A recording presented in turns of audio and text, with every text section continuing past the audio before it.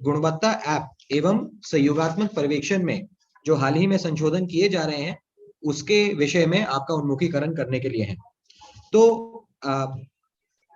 हमारे द्वारा कराए गए इन संशोधनों का एक मुख्य रीजन ये है कि सहयोगात्मक पर्यवेक्षण की व्यवस्था को सरल बनाने के लिए, उसको कारगर रूप से चलाने के लिए गुणवत्ता ऐप में कुछ विसंगतियां आती थी जिनको सॉल्व कर दिया गया है।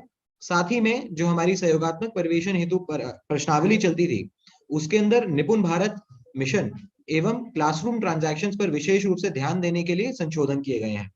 गुणवत्ता ऐप के बारे में अगर मैं एक 30 सेकंड लेके स्पेसिफिकली बात करूं तो काफी मेंटर केडर से ये इशू आता था, ये प्रॉब्लम बताई जाती थी कि गुणवत्ता ऐप में टाइम रिकॉर्डिंग की व्यवस्था सुचारू रूप से नहीं चलती है।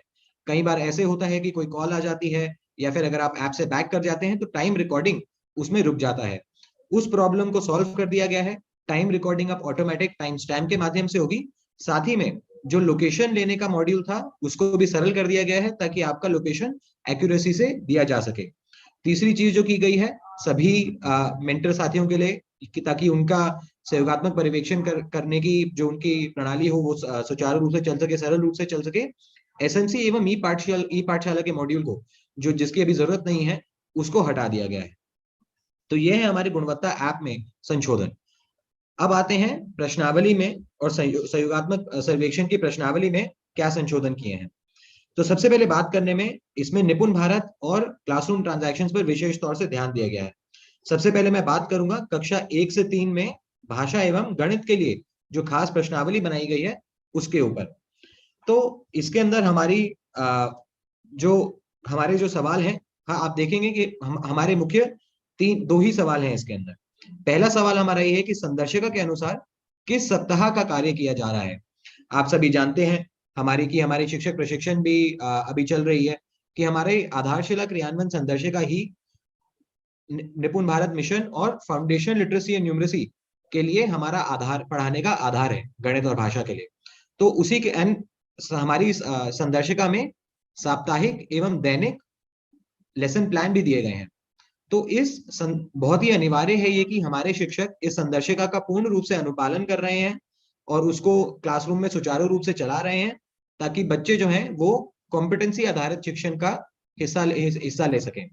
तो इसमें बहुत जो हम पहला सवाल पूछेंगे हमारे सहयोगात्मक पर्यवेक्षण की प्रश्नावली के माध्यम से, वो पहला ये होगा कि संदर्शिका के अनुसार किस सप्ताह का कार्य किया जा रहा है। आप सब जानते हैं कि ये संदर्शिका को 22 सप्ताह के मॉड्यूल में बांटा गया है और उस 22 सप्ताह में भी हर 6 दिन के लिए एक दैनिक शिक्षण योजना दी गई है। तो उस संदर्शिका में उस पूरे वर्ष में हम कौन से सप्ताह में हैं उसका एक प्रश्न है जो हमने इसमें डाला है। साथ ही में जो हमारा दूसरा प्रश्न है वो ये है कि कक्षा में कौन कौन सी गतिविधियां कराई जा रही हैं शिक्षक द्वारा। तो इसका उदाहरण लेते हुए अगर मैं हिंदी के बारे में बात करूं, भाषा के बारे में बात करूं तो वर्ण का पहचान एवं ब्लेंडिंग की गतिविधि हो सकती है, वाक्य पठन की गति हो सकती है, गतिविधि हो सकती है, कार्य पुस्तिका से कोई अभ्यास की गतिविधि हो सकती है, कोई कहानी सुनाने की गतिविधि हो सकती है। तो हम ये जानने की कोशिश कर रहे हैं कि शिक्षक कौन सी गतिविधि है जो वो कक्ष में करवा रहे हैं। और इसी के अंतर्गत 3 महत्वपूर्ण सवाल जो हमारे उठते हैं। पहला सवाल ये कि गतिविधि का उल्लेख करिए।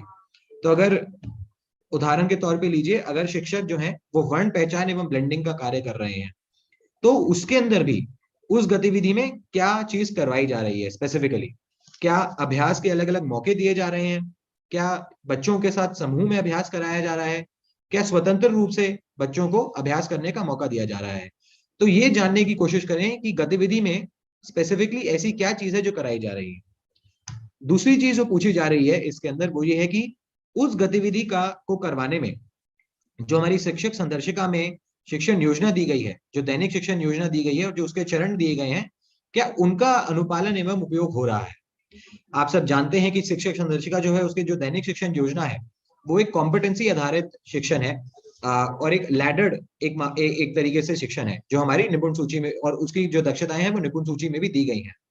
तो ये बहुत ही अनिवार्य है कि जो दैनिक शिक्षण योजना में जो चरण दिए गए हैं क्या उनका पूर्ण रूप से सही रूप से अनुपालन हो रहा है कि नहीं हो रहा है शिक्षक द्वारा।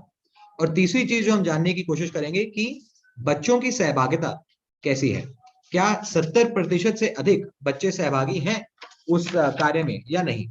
बच्चों की सहभागिता, आप जैसे आप सब जैसे जानते हैं कि अगर एक एक क्लासरूम हमारा एक खाली शिक्षक केंद्रित क्लासरूम होगा, छात्र केंद्रित क्लासरूम नहीं होगा, तो उसमें बच्चों को पढ़ने की, सीखने की उतना अवसर नहीं मिलेगा जितना एक शिक्षक जितना एक छात्र आधारित, छात्र केंद्रित कक्षा कक्ष में होता है। एक छात्र आधारित कक्षा कक्ष का ये भी मतलब है कि बच्चे उसमें सहभागी हैं, बच्चे अपना हाथ खड़ा करके अपने सवाल पूछ रहे हैं, बच्चे अपने सुझाव दे रहे हैं, और बच्चे एक दूसरे के साथ बात कर रहे हैं। तो उस कक्षा कक्ष में क्या 70% से अधिक बच्चे सहभागी हैं कि नहीं, वो सवाल हम इस प्रश्नावली के माध्यम से पूछ रहे हैं। आगे बढ़ते हुए हमारे विशेष रूप से ध्यान करते हुए हमारे क्लासरूम ट्रांजैक्शंस के ऊपर अगर मैं बात करूं तो पहली चीज हमारे जो क्लासरूम ट्रांजैक्शन में वो ये जानने के लिए कि क्या कक्षा शिक्षक केंद्रित है या छात्र केंद्रित है। तो क्या हम कक्षा कक्ष के अंदर जाते हैं और हम देखते हैं कि एक शिक्षक पढ़ा रहे हैं, सामने बच्चे बैठे हुए हैं, कुछ बच्चे अपने में कुछ बात कर रहे हैं, लेकिन एक एक सुचारू रूप से सभी बच्चों की प्रतिभागिता नहीं है, सभी बच्चे ध्यान से नहीं सुन रहे हैं, सभी बच्चे एक मनमोहक वातावरण में नहीं प्रतिभाग कर रहे हैं, बच्चे जो है उनको उनको एक्साइटमेंट नहीं आ रहा है, उनका क्रिएटिविटी उनका नहीं चल रहा है। तो क्या ऐसा शिक्षण क्या ऐसा कक्षा कक्ष है हमारा, या फिर हमारा कक्षा कक्ष ऐसा है जिसमें छात्र अपने आप से उठ करके सवाल पूछ रहे हैं, एक मनमोहक वातावरण में अपने अपने अपने सहभागियों के साथ, अपने बाकी दोस्तों के साथ, मित्रों के साथ, क्या वो समूह में कार्य कर रहे हैं। तो ये हम एक छात्र केंद्रित कक्षा कक्ष के बारे में जानना चाहते हैं। हमारा प्रयास ये है कि धीरे धीरे करके सारे के सारे हमारे कक्षा कक्ष छात्र केंद्रित हों, ना कि शिक्षक केंद्रित। दूसरा जो हम सवाल महत्वपूर्ण पूछ रहे हैं वो ये पूछ रहे हैं कि क्या बच्चों से गृह कार्य एवं पीयर लर्निंग करवाई जा रही है कि नहीं।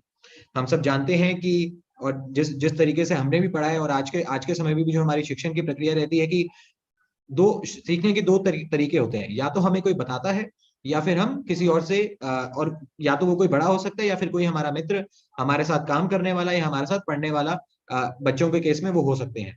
तो बच्चों के लिए पीयर लर्निंग करना वो बहुत जरूरी है ताकि वो अपने दोस्तों के साथ एक दूसरे से सीख सकें। साथ ही में गृह कार्य करवाना, आप सब भली भांति जानते हैं कि शिक्षण संदर्शिका के आधार के अंदर हमारा जो और शिक्षण चक्र जो है हमारा, उसके अंतर्गत छठे दिन में बच्चों को एक गृह कार्य दिया जाता है जो उनको एक घर पे करना होता है, फिर अगले दिन सातवें अगले अगले सप्ताह में लाना होता है। तो क्या बच्चों से गृह कार्य करवाया जा रहा है कि नहीं, तो इसके इसके बारे में हम जानने की कोशिश कर रहे हैं। तीसरी चीज ये है कि क्या कक्षा का विभाजन एवं कार्य आवंटन प्रधानाध्यापक द्वारा किया गया है कि नहीं। क्या हम स्कूल के अंदर जाते हैं और हम ये देखते हैं कि कक्षा 1, 2 और 3 के बच्चे एक साथ पढ़ रहे हैं। क्या हम ये देखते हैं कि 80% बच्चे जो हैं वो कक्षा 2 के हैं, उस एक कक्षा 1, 2, 3 के साथ बच्चों में, और 80% बच्चे कक्षा 2 के हैं, लेकिन पढ़ाई जो हो रही है वो कक्षा 3 की हो रही है, और उसका नतीजा ये है कि बच्चे सीख नहीं पा रहे हैं। क्या हमारा कक्षा कक्ष वैसा है, या फिर हमारा कक्षा कक्ष ऐसा है कि कक्षा 1, 2 और 3 का विभाजन किया गया है, शिक्षकों के साथ कार्य आवंटन किया गया है, और उस आवंटित कार्यों के आधार पे शिक्षण प्रणाली चलाई जा रही है उस विद्यालय में। अगली चीज जो हम जानना चाह रहे हैं वो ये हम जानना चाह रहे हैं कि क्या शिक्षक द्वारा बच्चों का लेखन कार्य करवाया जा रहा है कि नहीं। तो ये आप बच्चों की जो नोटबुक होती है उसको आप अध्ययन करके, उसका आकलन करके, उसके पन्ने पलट के आप ये जान सकते हैं कि बच्चे लेखन कार्य कर रहे हैं कि नहीं कर रहे हैं। देखिए, लेखन कार्य इससे बहुत ज्यादा जरूरी है कि वो उनको अपनी अभिव्यक्ति का अवसर देता है, वो उनको इस चीज का अवसर देता है कि जो वो उस जो चीज उन्होंने पढ़ी है बच्चों ने, वो उसके आधारित अपने विचार प्रकट कर सकें, या तो वो कक्षा में करें या वो लिख के करें, लेकिन लेखन कार्य करने से उनको वो अवसर मिलता है जो कि उनको बाकी प्रणालियों द्वारा नहीं मिल सकता है। इसलिए लेखन कार्य करवाना बहुत जरूरी है, और हमें जानना भी बहुत जरूरी है कि क्या शिक्षक द्वारा लेखन कार्य करवाया जा रहा है या नहीं। साथ ही में आखिरी चीज जो हमको ये जाननी है वो है कि निपुण तालिका, जो कि हमारा एक ट्रैकर है, हमारी दक्षताओं के सापेक्ष बच्चों का प्रगति का ट्रैकर है, क्या उसको नियमित रूप से भरा जा रहा है कि नहीं भरा जा रहा है। इस पे हमारे को ये जानने की जरूरत है कि नियमित रूप से सभी बच्चों का नाम, उस कक्षा कक्ष में सभी बच्चों का नाम क्या निपुण तालिका में लिख दिया गया है, और साथ ही में उस सप्ताह या उस सप्ताह से पहले की जो सूची, जो जो दक्षताएं दी गई हैं निपुण तालिका में, क्या उन दक्षताओं के सापेक्ष बच्चों का अधिगम स्तर वो लिखा गया है कि नहीं। क्या आप ये देख पा रहे हैं कि सभी बच्चों का आज के समय में शिक्षक को पता है कि सभी बच्चे उनकी उनकी कक्षा में उनका अधिगम स्तर क्या है? क्या हम ये जान पा रहे हैं कि नहीं? तो इसीलिए निपुण तालिका का नियमित रूप से भरा जाना बहुत ही अनिवार्य है। तो ये क्लासरूम ट्रांजैक्शन के, ये हमारी संदर्शिका के आधार पे जो हमारी प्रश्नावली संशोधित हुई है, उसका जो है एक डेटा हमारे पास अब एक रियल टाइम में आता रहेगा। निपुण भारत मॉनिटरिंग सेंटर के माध्यम से इस डेटा को हम देख भी पाएंगे। तो जो मैंने आपके सामने अभी यहाँ पे रखा है वो ये है कि हमारी क्लासरूम ट्रांजैक्शन पे ओवरऑल रेटिंग क्या है। तो आप देख सकते हैं कि हमारी, आप जैसे जैसे डेटा भरते जाएंगे हमारे पास जनपदवार, विकासखंडवार और विद्यालयवार हमारे पास ये आता जाएगा कि क्लासरूम ट्रांजैक्शंस का अनुपालन एवं अनुश्रवण किस रूप से हो रहा है। कितने प्रतिशत ऐसे विद्यालय हैं एक जनपद में या फिर एक विकासखंड में जो ये कार्य कर रहे हैं, या फिर एक विद्यालय में भी सप्ताह दर सप्ताह क्या वो कार्य, क्या क्लासरूम ट्रांजैक्शन के कार्य करवाए जा रहे हैं कि नहीं करवाए जा रहे हैं। और ये जो है इस डेटा के माध्यम से हम ये प्रणाली सुचारू रूप से चला पाएंगे कि जो हम क्लासरूम ट्रांजैक्शन हमारे विद्यालयों में करना चाह रहे हैं क्या वो हो रहा है कि नहीं हो रहा है। देखिए अभी जैसे माननीय महानिदेशक जी ने भी बताया कि इन क्लासरूम ट्रांजैक्शन के आधार पे पढ़ाने का या फिर हमारी आधारशिला क्रियान्वयन संदर्शिका के आधार पे पढ़ाने का हमारे को एक सुनहरा अवसर दिया गया है। हमारे को एक ऐसा अवसर मिला है कि हम आज के समय में हम कॉन्वेंट या मॉन्टेसरी के स्कूलों को भी हम चाहते हैं कि हमारे उत्तर प्रदेश के हमारे प्राथमिक विद्यालय उनको टक्कर दें।